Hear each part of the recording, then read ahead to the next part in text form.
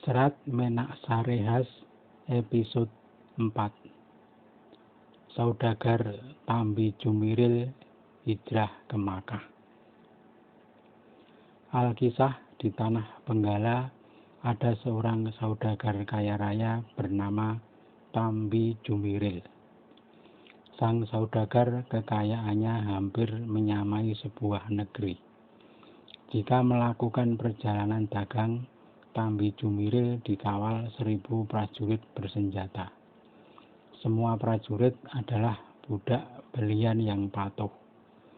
Juga 600 tukang pikul dan 200 budak wanita. Masing-masing sangat cakap, seharga 1.000 rial seorang. Walau sudah sangat kaya, Tambi Jumiril tidak puas. Dia ingin menjadi raja. Dia ingin dipatuhi orang tanpa harus menebus mereka dengan harta. Tambi Jumiril juga merasa kekuasaannya yang begitu besar masih kalah dibanding seorang raja. Terbukti dia pun harus tunduk kepada raja tempat dia tinggal. Dia merasa tak punya kuasa atas dirinya sendiri. Bahkan ketika sedang di peraduan memeluk gundik, bisa saja sewaktu-waktu pintunya diketuk punggawa negeri. Dan dia harus patuh menghadap tanpa bisa melawan. Tentu beda jika dirinya menjadi raja. Kekuasaannya akan mutlak tanpa harus membayar. Dan tak seorang pun akan mengganggunya. Begitu kuat keinginan Tambi Jumiril sampai melakukan pertapaan yang keras dengan cara bertapa menggantung di pepohonan. Setelah selama sewindu bertapa di Gunung Indragiri, lalu ada suara berdengung di telinga Tambi Jumiril. Hai Tambi Jumiril, engkau meminta menjadi raja. Sungguh engkau bukan keturunan raja. Jika bukan keturunan orang mulia, tak berwenang engkau menjadi raja. Karena kerajaan sudah ada yang mewarisinya, yakni anak-anak raja terdahulu. Walau demikian, pertapaanmu selama 1 windu diterima Tuhan. Engkau akan mendapat anugerah yang lain. Engkau akan menurunkan seorang prajurit pilihan yang sakti. Anak keturunanmu akan menjadi pendamping dari seorang raja kelak. Akan ada anugerah yang muncul di Mekah dalam bentuk 2 perkara. 1, anugerah sebagai prajurit pilihan. Yang kedua, anugerah sebagai petunjuk seluruh alam. Keduanya akan muncul di Mekah.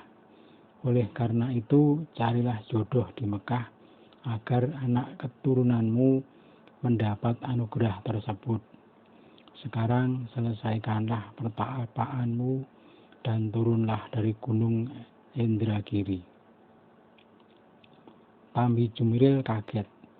Mematuhi suara yang dia dengar, Tambi Jumiril turun gunung dan pulang ke Benggala. Sesampai di rumah, gudang hartanya dia bongkar dan isinya dibagi-bagikan. Semua budak belian dia bebaskan. Dia kemudian ke Mekah untuk naik haji dengan membawa harta 1 perahu saja. Secukupnya untuk perjalanan ke Mekah. Tambi Jumiril berangkat dengan berlayar ke arah barat daya. Dalam perjalanan di atas kapal, Tambi Jumiril bermimpi.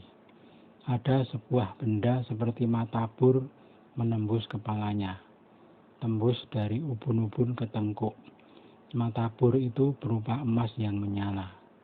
Tambi Jumiril terbangun dan kaget. Tambi Jumiril lalu bertanya kepada teman sekamarnya, engkau tadi melihat apa? Yang ditanya menjawab, saya tidak melihat apapun. Tambi Jumiril keheranan. Ketika kapalnya singgah di sebuah pulau yang bernama Kadam Maladewa, ada seorang pintar bernama Syekh Kanjul Mukin. Tambi Jumiril menghadap sang Syekh dan menceritakan mimpinya. Syekh Kanjul Mukin berkata, "Mimpimu itu bagus, yakni tentang datangnya anugerah bagimu. Engkau akan menurunkan seorang prajurit pilihan yang tangguh.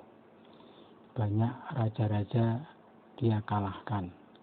Tapi anak keturunanmu hanya menjadi pendamping dari seorang manusia pilihan. Engkau pergilah ke Mekah dan menikahlah dengan wanita Bani Hasyim. Di Bani Hasyim itulah anugerah akan muncul." Tambi Jumiril lega hatinya. Dia minta pamit setelah menyentuh kaki sang pendeta.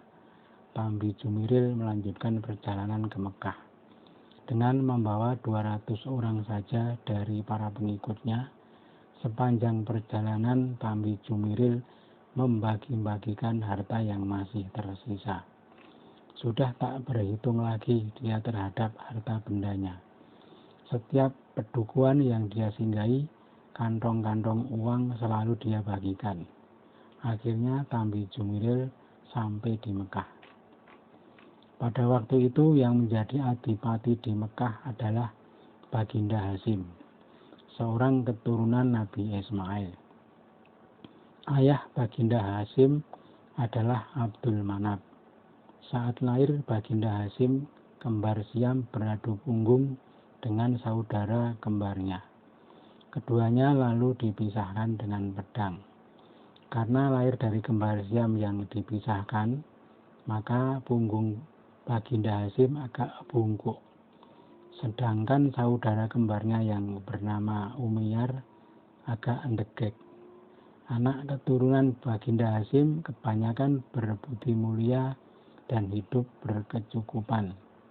Beda dengan anak keturunan Umayyar yang serba kekurangan dan banyak yang durhaka kepada Tuhan. Antara lain Abu Jahal. Baginda Hasyim sudah mempunyai seorang anak perempuan dan 2 orang anak laki-laki. Putra tertua seorang perempuan bernama Siti Mahiyah. 2 orang putra laki-laki bernama Raden Alib dan Abdul Muthalib. Kembali ke kisah Tambi Jumiril. Setelah sampai di Mekah, Tambi Jumiril kemudian mengabdi kepada Baginda Hasyim. Karena kedermawanan Tambi Jumiril sudah masyhur, Baginda Hasyim berkenan menerimanya. Tambi Jumiril sangat rajin mengerjakan berbagai tugas yang dibebankan padanya. Wataknya yang sopan dan pekerja keras membuat Baginda Hasyim terpesona. Tambi Jumiril lalu dinikahkan dengan putri Baginda Hasyim, Siti Mahiyah. Tambi Jumiril tetap mengabdi sampai akhir hayat Baginda Hasyim. Sepeninggal Baginda Hasyim, sang putra yang bernama Abdul Muthalib diangkat sebagai adipati Mekah. Raden Alib yang lebih tua tidak bersedia menjadi adipati dan lebih memilih hidup sebagai pertapa. Tambi Jumiril kemudian diangkat menjadi patih. Semua penduduk Mekah tunduk dan patuh terhadap kepemimpinan Abdul Muthalib.